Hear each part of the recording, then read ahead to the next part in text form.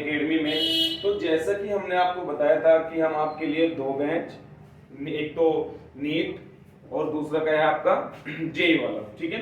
जो हमारा NEET batch था उसका जो नाम है वो हमारा क्या था, एकलव्य बैच, और जेई वाले का द्रोणा बैच, ठीक है। तो हम आपके लिए जो केमिस्ट्री का बेसिक टॉपिक है वो मोल कॉन्सेप्ट ही होता है, और मोल कॉन्सेप्ट बेसिक के साथ साथ ही बहुत इंपॉर्टेंट भी है, क्योंकि इसमें से आपके यहाँ नीट में और जेईई में क्वेश्चन आते ही आते हैं मोल कॉन्सेप्ट के, ठीक है। वैसे है आसान टॉपिक मोल कॉन्सेप्ट का। चलिए हम आपको बताते हैं मोल कॉन्सेप्ट होता क्या है। देखो, जैसे कि हमें पता है स्टार्टिंग में क्या था, स्टार्टिंग से छोड़ो, आप एक बात बताओ, आपको पता है कि जो 1 दर्जन होता है, 1 दर्जन कुछ भी मान लो आप, जैसे कि 1 दर्जन पेंसिल है, तो आप बोल दोगे कि सर 12 पेंसिल की बात कर रहे हो आप, ठीक है। इससे क्या पता लग रहा है इससे पता यह है कि हमने इसे दर्जन को मान रखा है कि इसमें 12 ही चीज होगी, फालतू नहीं होने की, ठीक है। इसी तरह से क्या है, जब हमें अपने इलेक्ट्रॉन, प्रोटॉन, न्यूट्रॉन, जो हमारे बहुत छोटे छोटे कण हैं, परमाणु, अणु, आयंस, इनको भी हमें मापने के लिए कुछ यूनिट्स बनानी थी। तो उसी यूनिट को बनाने के लिए ये मोल कॉन्सेप्ट आया था, ठीक है। अब ये तो मैंने बता दिया कि 1 दर्जन पेंसिल बराबर 12 पेंसिल, हमें पता है कि 12 ही होते हैं 1 दर्जन में, क्योंकि हमने बना रखी है अपनी यूनिट कि 12 ही होने हैं। ऐसे ही क्या है, जो 1 kg है, कुछ भी मान लो आप, 1 kg, वो किसके इक्वल होगा, वो 1000 ग्राम के होगा। ये भी बनाया हुआ है कि इतने के होने ही होने हैं। ऐसे ही क्या होता है, जो 1 मोल होगा, जो आपका 1 मोल होता है, वो जितनी एवोगाड्रो नंबर होते हैं, ठीक है। और वो एवोगाड्रो जो नंबर हैं वो भी मैं आपको निकालना बताऊंगा कि वो कार्बन 12 से निकलते हैं, ठीक है। यहाँ पे मैं उसकी डायरेक्ट वैल्यू यूज करूंगा एवोगाड्रो नंबर की, जो होती है 6.0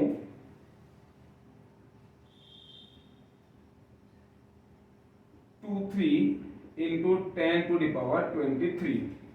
ये है हमारी एवोगाड्रो संख्या, ठीक है।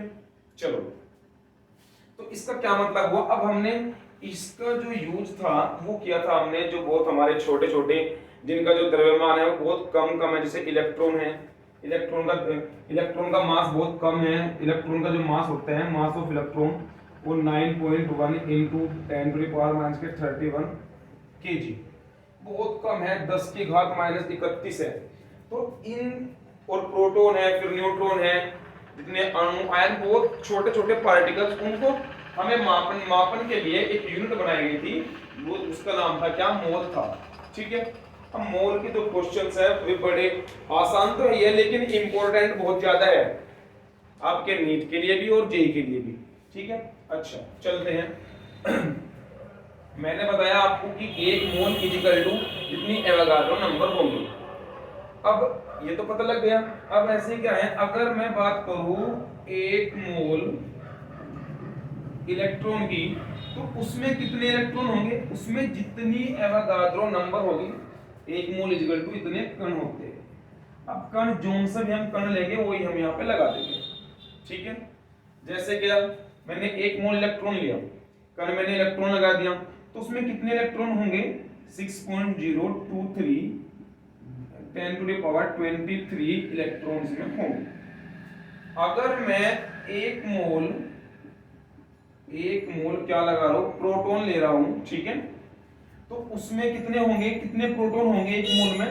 देखो, जहां भी आपको मोल दिखाई दे वही समझ जाना कि वहां पे ये वैल्यू प्रेजेंट है, कि इतना तो होगा ही होगा जितनी एवोगाड्रो नंबर होती है, ठीक है। तो 1 मोल प्रोटॉन की अगर हम बात करें तो वो कितना होता है, 6.023। कुछ बुक्स होती है जहां पे 22 भी होता है, 23 भी, वो अपनी कैलकुलेशन के लिए हम एडजस्ट कर लेते हैं। इतने क्या होंगे, प्रोटॉन होंगे, ठीक है।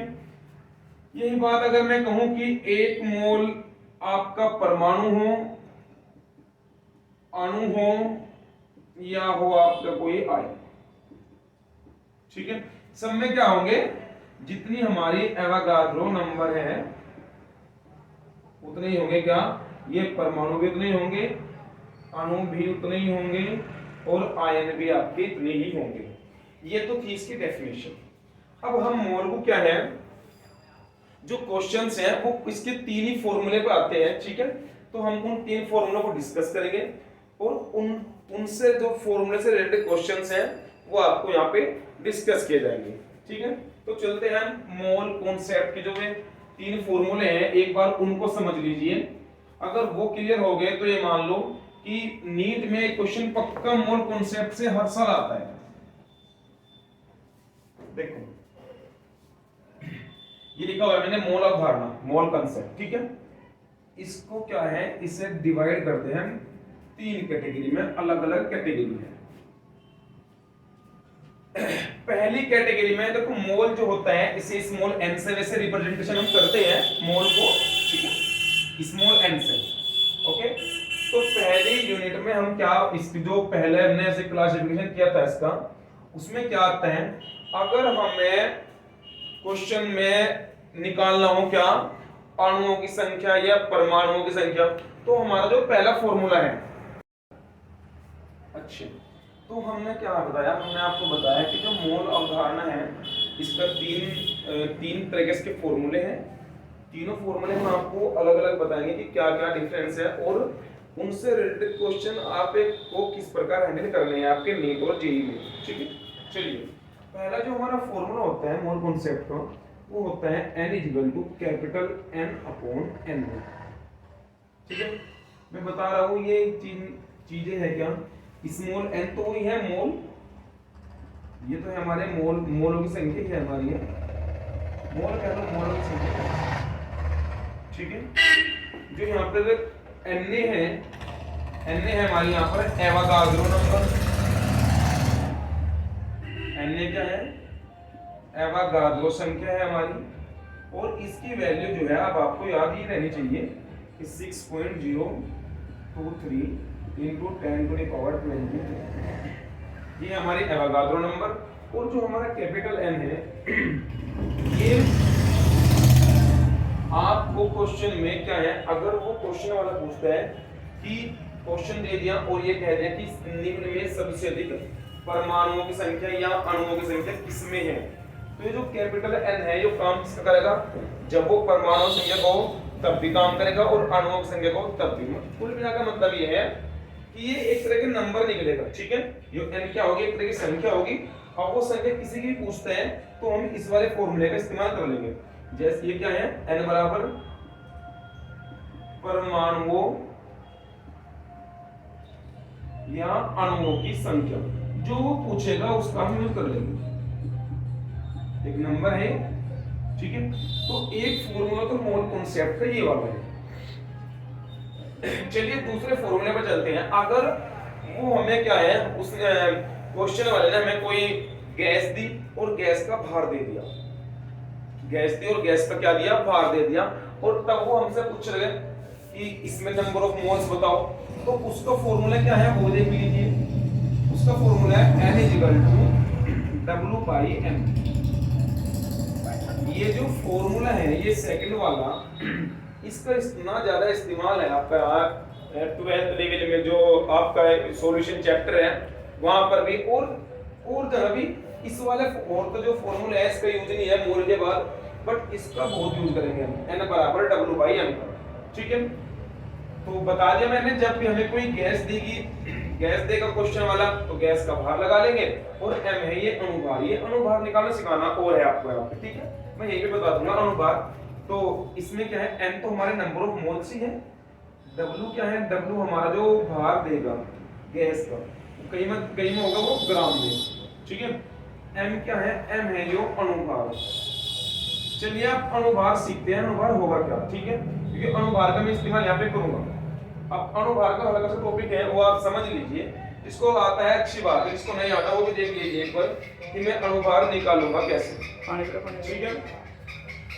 अब अणुभार निकालने से पहले मैं एक बार वही पानी पी लूं और फिर मैं आपको बता रहा हूं कि अणुभार हम निकालेंगे कैसे, किसी भी गैस का या किसी भी मॉलिक्यूल का।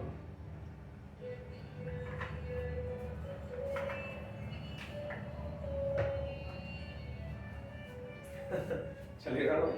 चलिए, अच्छा अनुभाग में सर हल्का सा कर दूं, बाद में बता दूंगा मैं इसको, थर्ड टाइप रह चुका है, ठीक है, इसमें ही कर दो।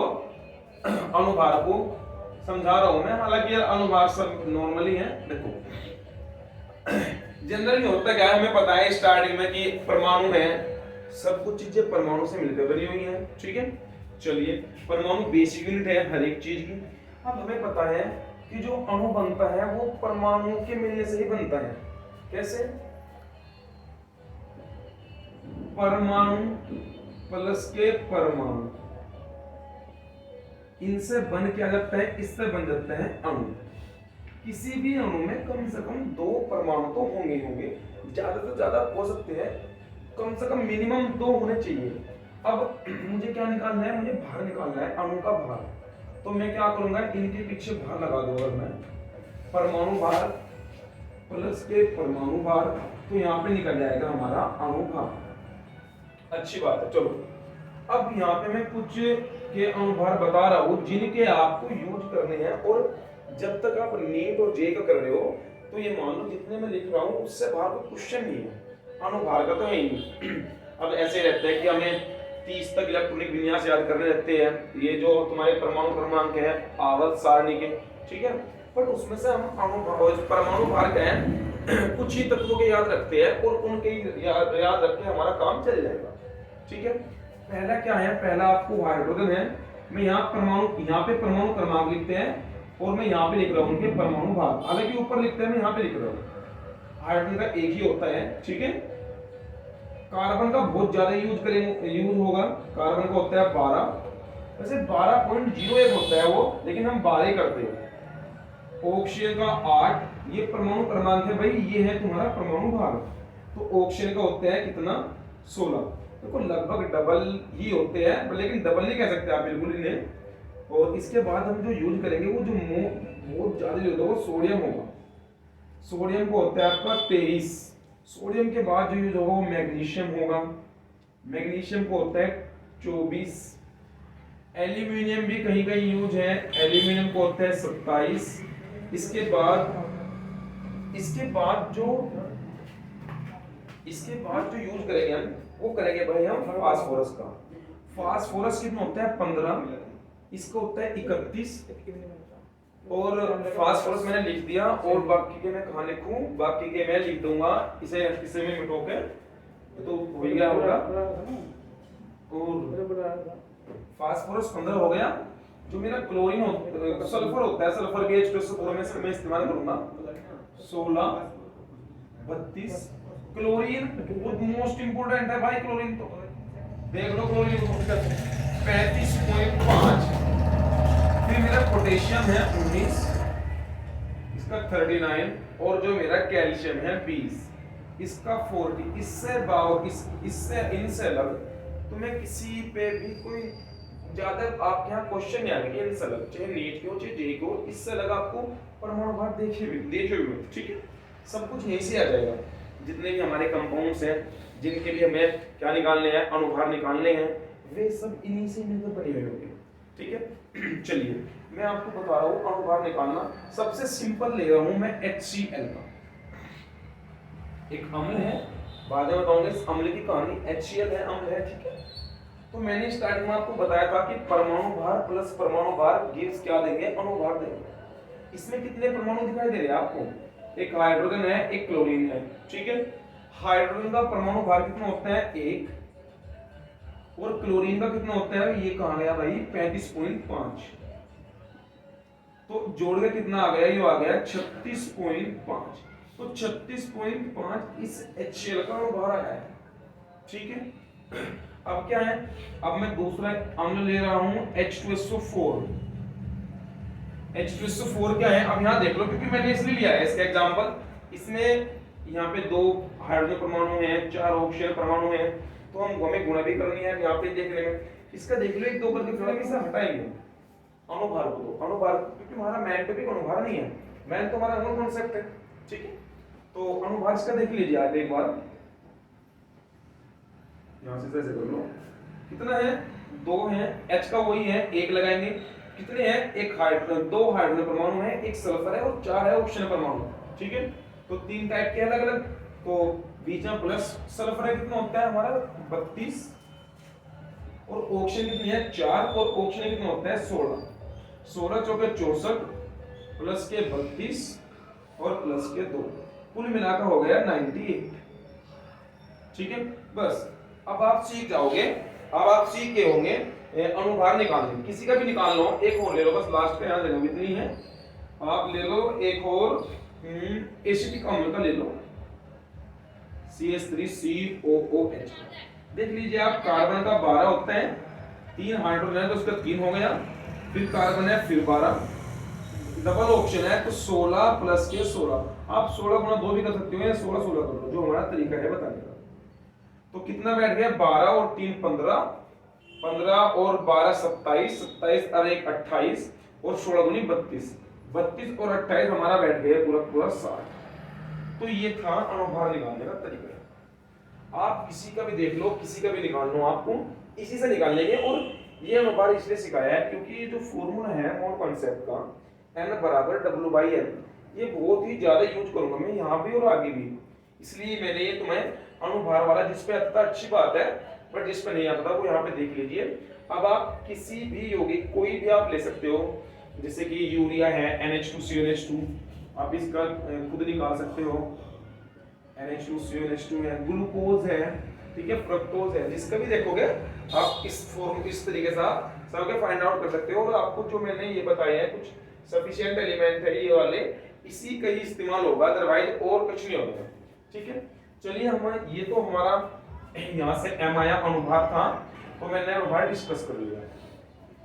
अब मेरा काम तो मोल कॉन्सेप्ट का था, चलिए मोल कॉन्सेप्ट पे चलते हैं आपको लेकर के भाई। इसे मैं थोड़ा सा कट कर दूं अनुभार वाले टॉपिक को, क्योंकि अनुभार वाला टॉपिक आपने समझ लिया होगा अच्छे से। ठीक है, चलिए हम मैंने आपको जो है मोल के 2 टाइप्स बताए थे कि एक तो क्या था वो कि अगर हमसे वो अणु परमाणुओं की संख्या पूछता है तो फॉर्मूला है ये वाला। अगर हमसे वो हमें वो भार दे दिया है, कोई गैस है उसका भार दे दिया है, ठीक है, अनुभार हम निकाल ही लेंगे, उसका निकालना सीख ही नहीं हमने, और मोल पूछ लेंगे तो ये वाला फॉर्मूला लगाएंगे। अब जो तीसरा फॉर्मूला है वो स्पेशली गैसों के लिए ही है। देखो सुनो, मैं बता रहा हूँ वो फॉर्मूला क्या है, उसमें हम नंबर ऑफ मोल्स निकालेंगे तो वो निकलेगा n बराबर V/22.4। बट इस फॉर्मूले की देखो, फॉर्मूला जो है अच्छी बात है, इसकी कंडीशन होगी। कंडीशन क्या है, ये फॉर्मूला अप्लाई होगा केवल वहीं पे जहां पर वो NTP या STP बोल के कहेगा कि ये STP की हमें कोई गैस दी, गैस का आयतन दिया और उसने कहा कि ये STP पर है या ये NTP पर है। अगर नहीं बोलता तो हम इस फॉर्मूले का यूज नहीं करने देते, विदाउट STP और NTP। वो क्वेश्चन वाला इस बात को कहेगा जरूर, अगर उसे इस फॉर्मूले का क्वेश्चन कराने अपना तो वो NTP या STP बोल के जरूर कहेगा। ठीक है, तो ये फॉर्मूला कहाँ पे हमारा NTP या STP। देखो कंडीशन है, पहले NTP यूज करते हैं, अब STP आते हैं। ठीक है, STP वही है स्टैंडर्ड टेम्परेचर प्रेशर, सामान्य ताप दाब, और वो सामान्य ताप दाब हो गया कितना, ठीक है, वो कितना होता है हमारा दाब का, हमारा वायुमंडल है हमारे यहाँ केमिस्ट्री में, तो ठीक है हम केमिस्ट्री में वायुमंडल यूज करते हैं, एटमॉस्फेयर, तो वो होता है हमारा एक वायुमंडल। तो दाब होता है सामान्य ताप दाब है ना, तो इसे मैं लिख दूं एक बार, STP है क्या है, स्टैंडर्ड टेम्परेचर प्रेशर है, इसे बोलते हैं हम सामान्य ताप दाब। तो जो दाब रहता है वो दाब रहता है एक वायुमंडल का, 1 एटमॉस्फेयर का। ठीक है, तो आप जो है वो 0 डिग्री सेल्सियस होता है, इसका मतलब क्या है 273 केल्विन, क्योंकि अगर जब हम डिग्री सेल्सियस से केल्विन में चेंज करते हैं तो 273 ऐड करते हैं, तो 0 में 273 ऐड करें 273 ही बैठ जाएगा। हमारे पास तीनों फॉर्मूले हो गए मोल के। ठीक है, अब मैं आपको क्वेश्चन बता रहा हूँ किस तरह से पूछेगा। देखो पेपर वाला कितना तो सही पता है कि अगर हम सीधे डायरेक्ट पूछेंगे तो बच्चा धड़ने से क्वेश्चन करते हैं, ठीक है भाई, तो वो क्वेश्चन आपको इस हिसाब से देगा, या तो वो ऐसा बोलेगा कि दोनों किसी ऐसा घुमा होगा कि किसी 2 फॉर्मूले का यूज करना होगा ना क्वेश्चन। ठीक है ना। अब दो फॉर्मूले यूज कैसे करेंगे ना, वो देख लो एक बार। मैं आपको क्वेश्चन ही बता रहा हूँ, ठीक है, मैं आपको क्वेश्चन लेकर बता रहा हूँ कैसे हमें दो की नहीं दो का यूज करना है और क्वेश्चन निकालना है, ठीक है स्टूडेंट्स। और वैसे भी मोल कॉन्सेप्ट्स है ना, हर बार कुछ ना कुछ जरूर मिलता है आपको यहाँ पे, ठीक है। और अब जो भी इस चैप्टर से जो हमारा वैसे भी हमारा फर्स्ट चैप्टर है ये वाला, ठीक है। तो इस फर्स्ट चैप्टर के जो हमारे नोट्स हैं वो आपको हम उस पर काम तो कर रहे हैं, अभी हम अपनी ऐप पे भी काम कर रहे हैं, ठीक है। तो आप हमें सपोर्ट कीजिए, हम अपनी ऐप पे आपको पूरा का पूरा सिलेबस जो हमें कम से कम दिसंबर तक तो कंप्लीट कराना ही है, क्योंकि दिसंबर के बाद हम क्या है तुम्हें सारा रिवीजन भी कराना है और आपकी अच्छे से प्रिपरेशन करानी है, ताकि हमारे यहाँ के बच्चे पढ़ के नीट और जेईई में सिलेक्ट हो जाए, ठीक है। अच्छा चलते हैं हम आपको क्वेश्चन की तरफ लेकर। अब क्वेश्चन देख लीजिए आप, क्वेश्चन आएंगे किस हिसाब से, आपको हैंडलिंग किस हिसाब से करने हैं, ठीक है। चलो मैं यहाँ बता रहा हूँ आपको एक बात, अभी आपने अगर ये कर लिया हो तो अच्छी बात है, मैं इसमें इसे देख लियो एक बार आप, ये कहाँ कहाँ लगाऊंगा मैं, कहाँ कहाँ क्या क्या यूज करूंगा, ठीक है। तो मैं आपको एक दो क्वेश्चन लेकर बता रहा हूँ, फिर ये नेक्स्ट वीडियो में मैं आपके लिए इसी मूल कॉन्सेप्ट से काफी काफी क्वेश्चन लाऊंगा, अलग अलग तरीकों से, अलग अलग क्या क्या करना है तुम्हें, जो तुम्हारे नीट पीवाईक्यू जेईई पीवाईक्यू में आए हुए हैं उनको भी लाएंगे हम अपनी वीडियो में ही, ठीक है ना। तो देखते हैं, क्वेश्चन डायरेक्ट नहीं आएगा, ठीक है। तो वैसे चलो मैं आपको आपके लिए नेक्स्ट वीडियो में ही सारे के सारे जितने भी मोल कॉन्सेप्ट के जितने भी क्वेश्चन हैं आपके प्रीवियस ईयर हो चाहे कैसे भी हो, सारे लेकर आएंगे हम अगली वीडियो में, ठीक है। तो तब तक के लिए बने रहिए आप हमारे साथ और सपोर्ट कीजिए, ठीक है। अब हम आपको मिलेंगे अपने नेक्स्ट वीडियो।